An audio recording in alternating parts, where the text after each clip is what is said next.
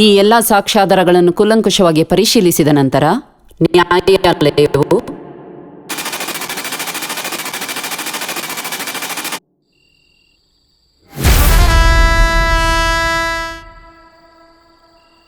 ಬಿಡೋ ಮಗ, ಕೆಲಸನೇ ತಾನೇ ಸಿಗುತ್ತೆ. ಏಯ್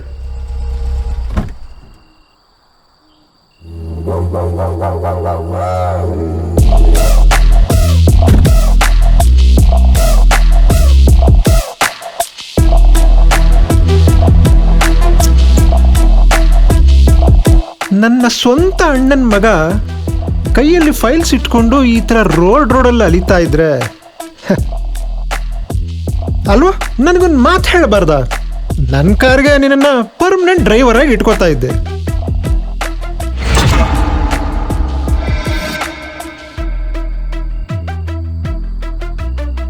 ಯಾವತ್ತಾದರೂ ನಿಮ್ಮಪ್ಪಂದು ಸೂಸೈಡ್ ಅಲ್ಲ, ಸೊಸೈಟಿ ಮತ್ತೆ ನಾನು ಸೇರ್ಕೊಂಡು ಮಾಡಿರೋ ಇಂಡೈರೆಕ್ಟ್ ಮರ್ಡರ್ ಅಂತ ಅನ್ಸಿದ್ಯಾ?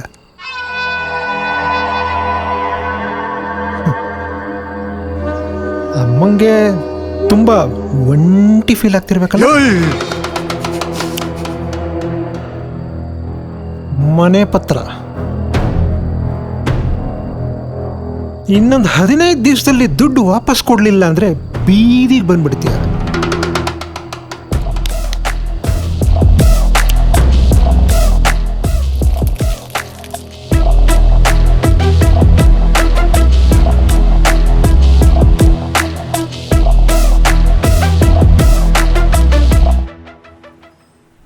ನಮಸ್ಕಾರ. 11 ಗಂಟೆ ಆಗೋಯ್ತು. ಕೋರ್ಟ್ ಪ್ರೊಸೀಡಿಂಗ್ಸ್ ಬೇರೆ ಶುರು ಆಗಿರುತ್ತೆ. ಜಡ್ಜ್ ಬಂದಿರ್ತಾರೋ ಏನೋ. Good morning sir. ಯಾಕ್ರಿ ಲೇಟು? ಸರ್ ಅದು ಇದ್ದಿದ್ದೆ. ಯಾವ್ದ್ರ ಕೇಸ್ ಇವತ್ತು? ಸರ್ ಮೊನ್ನೆ business man Ashok Naidu murder ಆಯ್ತು. ಆ ಕೇಸ್ದು ಫಸ್ಟ್ ಹಿಯರಿಂಗ್ ಸರ್. ಅಲ್ರಿ, ಆ ಮನುಷ್ಯನಿಗೆ ಹಿಂದೆ ಮುಂದೆ ಯಾರು ಇಲ್ಲ. ಯಾರ್ರಿ ಕೇಸ್ ಫೈಲ್ ಮಾಡಿದ್ದು?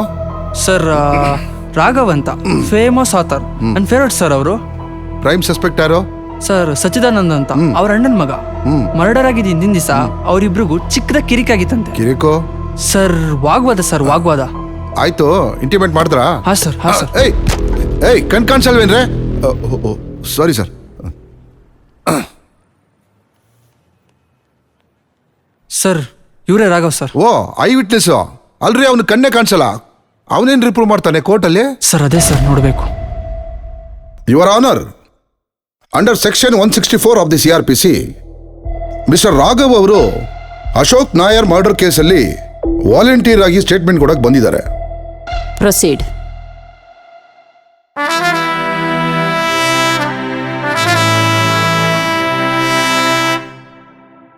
ಯುವರ್ ಆನರ್, ಒಬ್ಬ ನಾರ್ಮಲ್ ವ್ಯಕ್ತಿ ಸ್ಟೇಟ್ಮೆಂಟ್ ಕೊಟ್ಟಾಗಲೇ ಎಷ್ಟೋ ಸಾರಿ ಜಡ್ಜ್ಮೆಂಟ್ ಸಿಗೋದಿಲ್ಲ. ಅಂಥದ್ರಲ್ಲಿ IA ಇಲ್ದಿರೋ ವ್ಯಕ್ತಿ ಐ ವಿಟ್ನೆಸ್ಸಾ? ಸರ್ಗೆ ಸೆಕ್ಷನ್ಗಳು ಮರ್ತೋಗಿದ್ದಾವೆ ಅನ್ಸುತ್ತೆ. ಸೆಕ್ಷನ್ 118 ಪ್ರಕಾರ ಒಂದು ಕೇಸ್ಗೆ ಒಬ್ಬ ಕುರುಡ ಕೂಡ ವಿಟ್ನೆಸ್ ಆಗಬಹುದು. ಹೇಳಿ, ಮರ್ಡರ್ ಆದಾಗ ನೀವು ಅಲ್ಲೇ ಇದ್ರಾ? ಕೋರ್ಟ್ವರೆಗೂ ಬರೋಕ್ಕೆ ಕಾರಣ? ಅವ್ರಿಗೂ ನಿಮಗೂ ಏನು ಸಂಬಂಧ? ನಾನೊಬ್ಬ story writer. Ashok Nair sir ತುಂಬ ಪುಸ್ತಕಗಳನ್ನ ಓದ್ತಾ ಇದ್ರು. ಒಂದಿನ ನಂಗೆ ಅವ್ರ ಕಾಲ್ ಬರುತ್ತೆ, ನಿಮ್ಮ ಸ್ಟೋರಿ ನಂಗೆ ತುಂಬ ಇಷ್ಟ ಆಗಿದೆ, ಒಂದ್ಸಾರಿ ಮೀಟ್ ಮಾಡ್ಬೋದಾ ಅಂತ ಕರೆದ್ರು.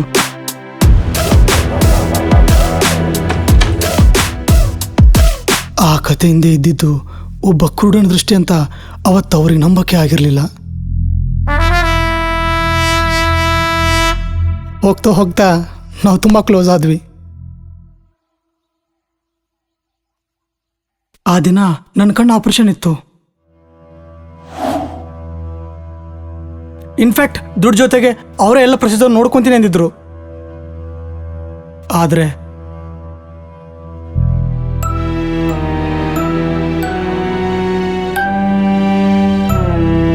ಸಂಜೆ ಆದ್ರೂ ಅವರಿಂದ ಯಾವ ರೆಸ್ಪಾನ್ಸು ಬಂದಿರಲಿಲ್ಲ. ನಾನು ಅವ್ರ ಮನೆಗೆ ಹೋದಾಗ ಯಾರೋ ಆಲ್ರೆಡಿ ಬಂದಿದ್ರು. ಅವ್ರು ಯಾವತ್ತೂ ಮೇನ್ ಡೋರ್ನ ಓಪನ್ ಇಟ್ಟಿದ್ದು ಉದಾಹರಣೆನೇ ಇಲ್ಲ. ಅವ್ರ ರೂಮ್ ಹತ್ರ ನಾನು ಹೋಗ್ತಾ ಇದ್ರೆ ಅಲ್ಲಿ ನನಗೆ ಕೇಳಿಸಿರೋ ಶಬ್ದಗಳು ತೀರಾ ಸಸ್ಪಿಷಿಯಸ್. ಯಾರೋ ಭಾರವಾದ ವ್ಯಕ್ತಿನ ಎಳ್ಕೊಂಡು ಬರ್ತಿರೋ ಹಾಗೆ, ಸುಸ್ತಾಗಿ ಉಸಿರಾಡ್ತಿರೋ ಥರ. ಅವರು ನನ್ನ ಹತ್ರನೇ ಬರ್ತಿರೋ ಥರ ಅನ್ನಿಸ್ತು. ನಂಗೆ ಬೈಕೆ ಬಚ್ಚಿಟ್ಕೊಳ್ಳೋದ ಇಲ್ಲ ಓಡೋಗೋದ, ಅಲ್ಲೇ ನಿಂತ್ಕೊಂಡು ಇನ್ನೂ ಏನಾಗ್ತಿದೆ ಅಂತ ಅಬ್ಸರ್ವ್ ಮಾಡೋದ ಅಂತ ಗೊತ್ತಾಗದೆ ನಾನೊಬ್ಬ ಕುರುಡ ಅನ್ನೋದನ್ನ ಅಡ್ವಾಂಟೇಜ್ ಆಗಿ ತಗೊಂಡು ಅಲ್ಲೇ ಸೋಫಾ ಮೇಲೆ ಕೂತ್ಕೊಂಡೆ. ನೀವಿಷ್ಟೆಲ್ಲ ಅಬ್ಸರ್ವ್ ಮಾಡಿ ಕೋರ್ಟ್ ಮುಂದೆ ಧೈರ್ಯವಾಗಿ ಬಂದಿರೋದನ್ನ ನಾವು ಮೆಚ್ಚಲೇಬೇಕು. ಆದರೆ ಈ ಇನ್ಫಾರ್ಮೇಶನ್ ಇಂದ ಈ ಕೇಸ್ಗೆ ಏನಾದರೂ ಹೆಲ್ಪ್ ಆಗುತ್ತಾ? I doubt. ಒಂದಂತೂ ಆಗ್ತಾ ಇದೆ, ಕೋರ್ಟ್ ಟೈಮ್ ವೇಸ್ಟ್. ಕೊಲೆಗಾರ ಯಾರು ಅಂತ ಹೇಳಿದ್ರೆ ಯಾರ ಮೇಲಾದ್ರೂ ಅನುಮಾನನ? ಡಾಕ್ಟರ್ ಪ್ರತಿಭಾ, ನಂದಿನಿ ಲೇಔಟ್ ಸೆಕೆಂಡ್ ಸ್ಟೇಜಲ್ಲಿ ಅವ್ರದ್ದೊಂದು ಚಿಕ್ಕ ಕ್ಲಿನಿಕ್ ಇದೆ. ನಾನು ಸಣ್ಣ ಪುಟ್ಟ ಚೆಕಪ್ಗೆ ಅವ್ರ ಹತ್ರನೇ ಹೋಗ್ತಿದ್ದೆ. ಅವರೇ ಮಾಡಿದ್ದು ಅಂತ ಹೇಗ್ರಿ ಹೇಳ್ತೀರಾ? ಒಬ್ಬ ಮನುಷ್ಯಂಗೆ ಯಾವುದಾದ್ರೂ ಸೆನ್ಸ್ ವರ್ಕ್ ಆಗದೆ ಇದ್ದಾಗ ಆತ ತನ್ನ ಬೇರೆ ಸೆನ್ಸಸ್ನ 10 ಟೈಮ್ಸ್ ಜಾಸ್ತಿ ಯೂಸ್ ಮಾಡ್ತಾನೆ. Sense of hearing.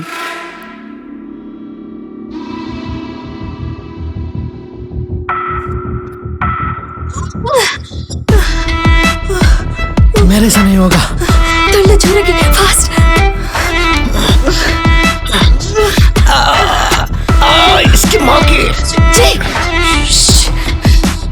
ಬಿಟ್ರೆ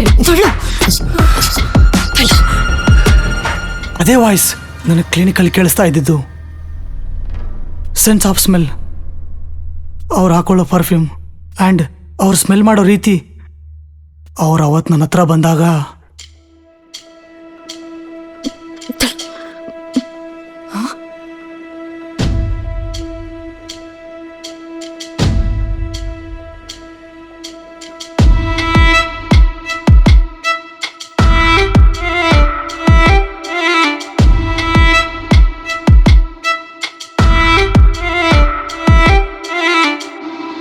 ಐ ವಾಸ್ ವೆರಿ ಶೋರ್ ಅದು ಪ್ರತಿಭಾನೆ ಅಂತ. ನೀವು ಬಿಟ್ರೆ ಮಾತಲ್ಲೇ ಮನೆ ಕಟ್ತೀರಾ. ಕೋರ್ಟು ಸಾಕ್ಷಿ ಕೇಳುತ್ತೆ. ಸರ್, ಇದನ್ನೆಲ್ಲ ನಿಮ್ಮ ಕೈಲಿ ಪ್ರೂವ್ ಮಾಡ್ಕೊಳಕ್ಕಾಗತ್ತಾ?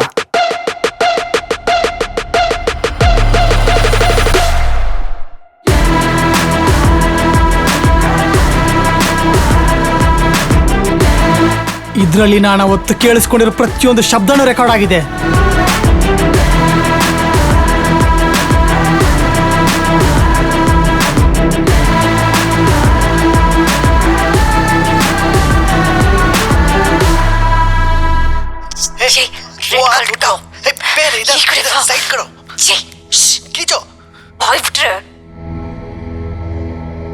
ಅವ್ರನ್ನ ಕರ್ಸಿದ್ರಾ? ಇನ್ನೇನು ಬರ್ತಾರೆ ಇವ್ರ ಅನ್ನೋರು. ಡಾಕ್ಟರ್ಗೆ ಒಂದು ಹ್ಯಾಬಿಟ್ ಇದೆ.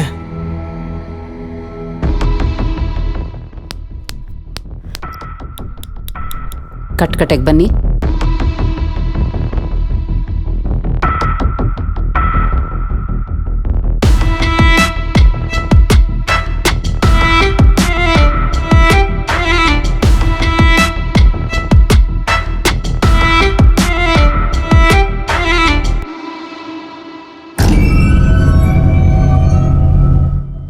ಮ್ಯಾಮ್, ನನ್ ಯಾಕೆ ಇಲ್ಲಿ ಕರ್ಸಿದ್ದೀರಾ?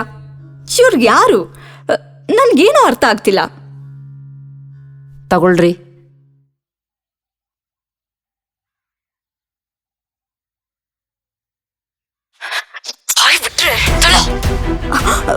ಇಲ್ಲ ಇಲ್ಲ, ಇದು ನನ್ನ ವಾಯ್ಸೇ ಅಲ್ಲ ಮ್ಯಾಮ್. ನಾನು ಯಾವತ್ತೂ ಈ ತರ ಮಾತಾಡಿಲ್ಲ. ಇದ್ರಲ್ಲಿ ಏನೋ ಮೋಸ ಇದೆ.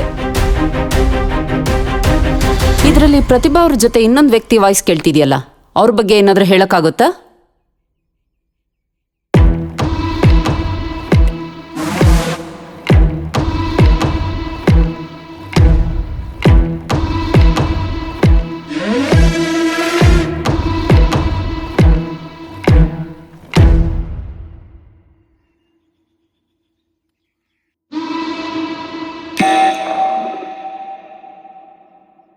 ಅವ್ರ ಕಲ್ಗೆ ಮೊಳೆನೆ ತಾಕಿರೋದು ಅಂತ ನಿಮ್ಗೆ ಹೇಗೆ ತಿಳಿತು?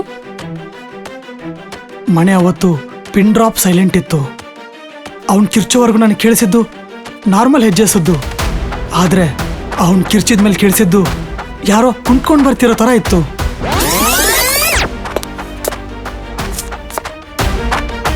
ಅವನ್ ಕಿರ್ಚಿದ್ದು ಹಿಂದಿಲಿ, ಮೇ ಬಿ ಕನ್ನಡದವನಲ್ಲ ಅನ್ಸುತ್ತೆ. ಹಾ, ಮೇನ್ ಪಾಯಿಂಟ್, ನನ್ನ ಕಾಲಿಗೆ ಬಿಸಿಯಾಗಿರೋದೇನೋ ತಾಕ್ತಿದೆ ಅನ್ನಿಸ್ತು. ರಕ್ತ. ನಾನು ಫಸ್ಟ್ ಹೋಗಿ ಚೆಕ್ ಮಾಡಿದೆ, ಹೊರಗಡೆ ಬಿಟ್ಟಿರೋ ಚಪ್ಪಲಿಗಳನ್ನ. ಅವನ್ನ ಹಾಕೊಂಡು ನೋಡೋಲ್ಲ ನಂಗೆ ಗೊತ್ತಾಗಿದ್ದು ಮನೆಗೆ ಬಂದಿರೋದು ಒಂದು ಹೆಂಗಸು, ಒಬ್ಬ ಗಂಡಸು ಅಂತ. ಗಂಡಸಿನ ಚಪ್ಪಲಿ ಸೈಜ್ ನಂಗೆ ಸ್ವಲ್ಪ ಚಿಕ್ಕದಾಗಿತ್ತು. ಒಂದು ಎಂಟಿರ್ಬೋದು. ನೀವು ಫುಲ್ಲಿ ಬ್ಲೈಂಡ್ ಅನ್ನೋದ್ರಲ್ಲಿ ಯಾವುದೇ ಅನುಮಾನ ಇಲ್ಲ. ಎಲ್ಲ ಮೆಡಿಕಲ್ ಡಾಕ್ಯುಮೆಂಟ್ನೂ ಸಬ್ಮಿಟ್ ಮಾಡಿದ್ದೀರಾ. ಹಾಂ, ಹಾಗೆ ನಿಮ್ಮ ಬಗ್ಗೆ ನಾನೊಂದು ನೋಟಿಸ್ ಮಾಡಿದೆ. ತುಂಬ ಇಂಟೆಲಿಜೆಂಟ್. ಎಲ್ಲನೂ ಅಬ್ಸರ್ವ್ ಮಾಡ್ತೀರಾ, ಅನಲೈಸ್ ಮಾಡ್ತೀರಾ, ಹಾಗೆ ಕ್ಯಾಲ್ಕುಲೇಟ್ ಮಾಡಿ ಕನ್ಕ್ಲೂಷನ್ಗೂ ಬರ್ತೀರಾ. ಈ ನಿಮ್ಮ ಸ್ಕಿಲ್ಸ್ನ ಚೆಕ್ ಮಾಡೋದಕ್ಕೆ ಒಂದು ಪ್ರಾಕ್ಟಿಕಲ್ ಟೆಸ್ಟ್ ಇಡೋಣವಾ? Yes you're on. ಈಗ 4 ಜನದ ಮಧ್ಯೆ ಪ್ರತಿಭಾನ ನಿಲ್ಲಿಸಿದ್ದೀವಿ. ಅವರಲ್ಲಿ ಪ್ರತಿಭಾ ಯಾರು ಅಂತ ಹೇಳೋಕ್ಕಾಗತ್ತಾ?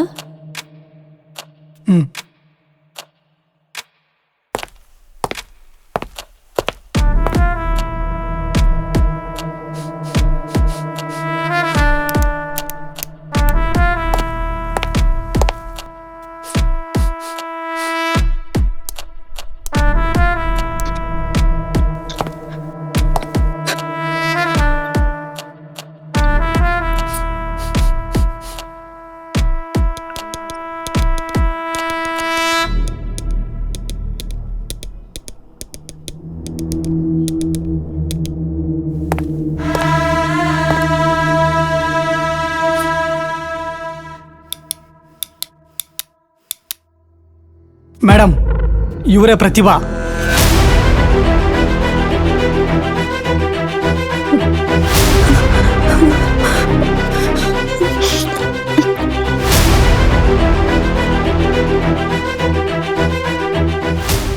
ಈ ಎಲ್ಲ ಸಾಕ್ಷ್ಯಾಧಾರಗಳನ್ನು ಕೂಲಂಕುಷವಾಗಿ ಪರಿಶೀಲಿಸಿದ ನಂತರ ನ್ಯಾಯಾಲಯವು ಪ್ರತಿಭಾ ಹಾಗೂ ಅವರ ಜೊತೆಗಾರರನ್ನು ಈ ಕೊಲೆಯ ಮುಖ್ಯ ಆರೋಪಿಗಳನ್ನಾಗಿ ನಿರ್ಧರಿಸಿ ಅವರನ್ನು ಕಸ್ಟಡಿಗೆ ತೆಗೆದುಕೊಂಡು ಹೆಚ್ಚಿನ ವಿಚಾರಣೆ ಮಾಡಬೇಕಾಗಿ ಆದೇಶಿಸುತ್ತದೆ.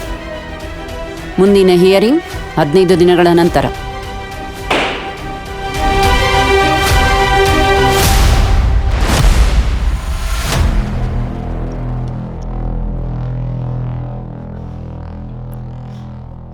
तू टेंशन मत ले प्रतु, मैं सब ठीक कर दूंगा.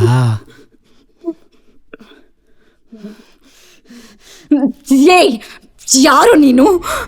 ನನಗೂ ನಿನಗೂ ಏನೋ ಸಂಬಂಧ? ನಾನು ಏನೋ ಮಾಡಿದ್ದೆ ನಿನಗೆ? ಹೇಳೋ, ನನ್ಗೇನು ಮಾಡಿದ್ದೆ ನಿನಗೆ?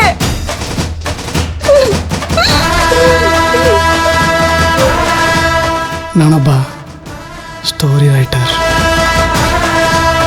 ಸಚ್ಚಿದಾನಂದ್ ಅಂತ ಅವ್ರ ಅಣ್ಣನ ಮಗ ಮರ್ಡರ್ ಆಗಿದ್ದು ಹಿಂದಿನ ದಿವಸ ಅವರಿಬ್ರಿಗೂ ಚಿಕ್ಕದ ಕಿರಿಕಾಗಿತ್ತಂತೆ.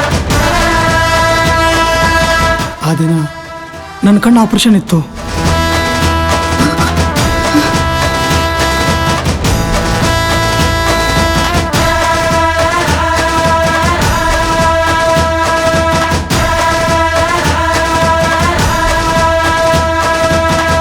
ನೋಡ್ರಪ್ಪ, ಮುಕ್ಕಳರ ಕಷ್ಟಪಟ್ಟು ಮನಸ್ಸಿಂದ ಈ ಪ್ರಾಜೆಕ್ಟ್ ಮಾಡೀವಿ. ನಿಮ್ಗೇನಾದ್ರೂ ಈ ಪ್ರಾಜೆಕ್ಟ್ ಇಷ್ಟ ಆಗಿದ್ರ ಈ ಸ್ಕ್ಯಾನರ್ಗೆ ನಿಮ್ಗೆ ಎಷ್ಟಾಗತ್ತೋ ಅಷ್ಟು ಸಹಾಯ ಮಾಡ್ರಿ. ಹಾಲು ಕುಡಿದು ಮಕ್ಕಂತೇವೆ ನಾವು. ಇವರೇ, ಅಶೋಕ್ ಡೋಂಗ್ರೆ ಅವರು ಬರೆದಿರೋ ವೈಚಾರಿಕ ಪ್ರಬಂಧಗಳನ್ನು ಪುಸ್ತಕ ಓದಿದ್ದೀರಾ? ಇಲ್ಲ ಸರ್, ನಾನು ಬರ್ತಿರೋ ಬುಕ್ ಓದೋಕ್ಕೆ ನನಗೆ ಕೈ ಇಲ್ಲ.